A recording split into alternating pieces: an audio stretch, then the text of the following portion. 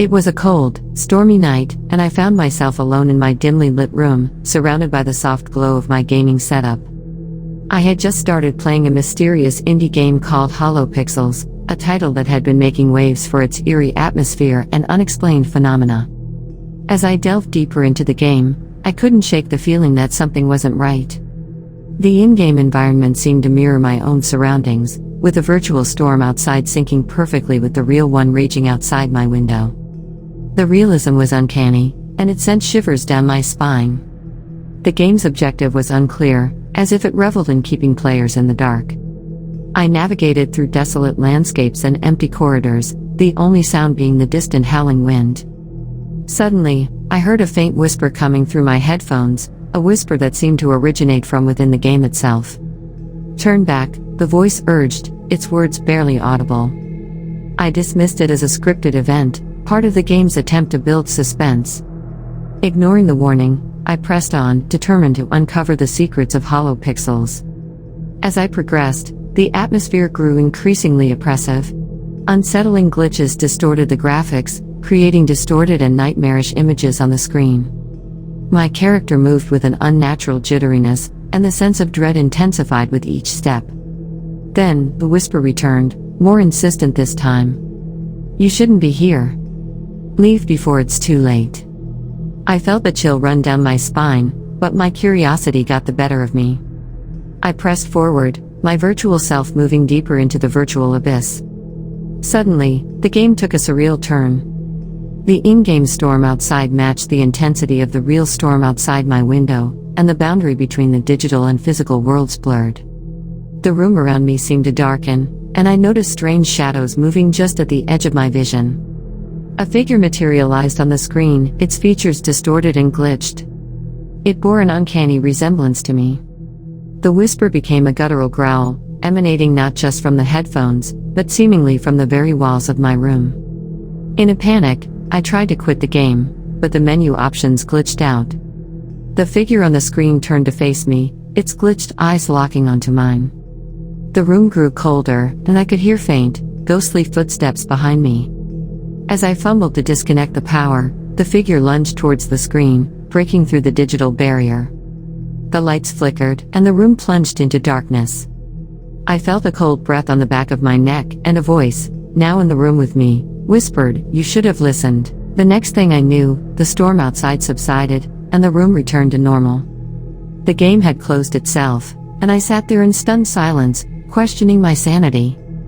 To this day, I'm haunted by the chilling words of the game and the lingering feeling that something otherworldly had crossed the boundary between fiction and reality on that stormy night.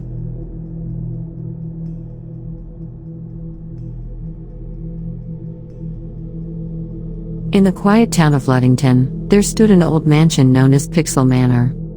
Legend had it that the mansion was cursed, and many claimed to have witnessed strange occurrences within its walls. However, it wasn't until a group of gamers decided to explore the mansion that the true horror was unveiled. The group, consisting of 4 friends, Jake, Sarah, Mike, and Emily, were avid gamers always on the lookout for their next thrilling adventure. One evening, they stumbled upon an obscure online forum where users spoke of a mysterious game called Pixel Nightmare.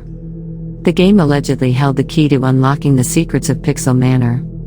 Intrigued by the challenge, the friends quickly downloaded the game and gathered at Jake's house for a gaming marathon. As the clock struck midnight, they entered the virtual world of Pixel Manor, unknowingly sealing their fate. The game started innocently enough, with the group exploring eerily accurate recreations of Pixel Manor's rooms.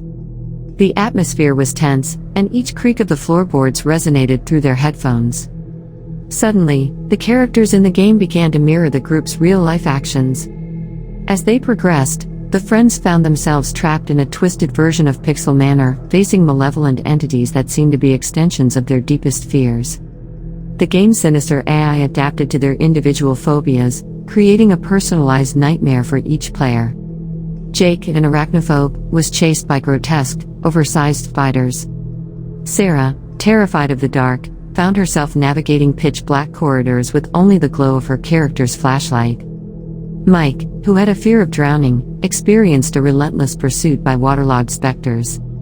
Emily, haunted by memories of a childhood fire, encountered flames that seemed alive, dancing with malicious intent.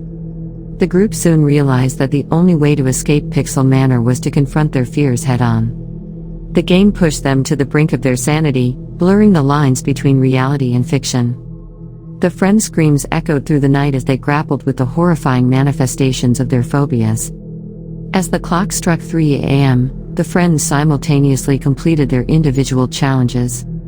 Pixel Manor seemed to come alive, its virtual walls pulsating with an otherworldly energy.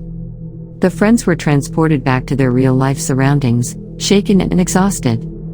But the horror didn't end there. In the days that followed, strange occurrences plagued the friends. Shadows moved on their own, whispers echoed through their homes, and the unmistakable scent of burning wood filled the air. The line between the virtual and real worlds had blurred irreversibly. The friends soon realized they had unwittingly unleashed the malevolent spirits of Pixel Manor into their lives. The curse of the game had transcended the digital realm, forever binding them to the haunted mansion's dark legacy. To this day, whispers of the ill-fated gamers and the cursed game persist in the town of Ludington.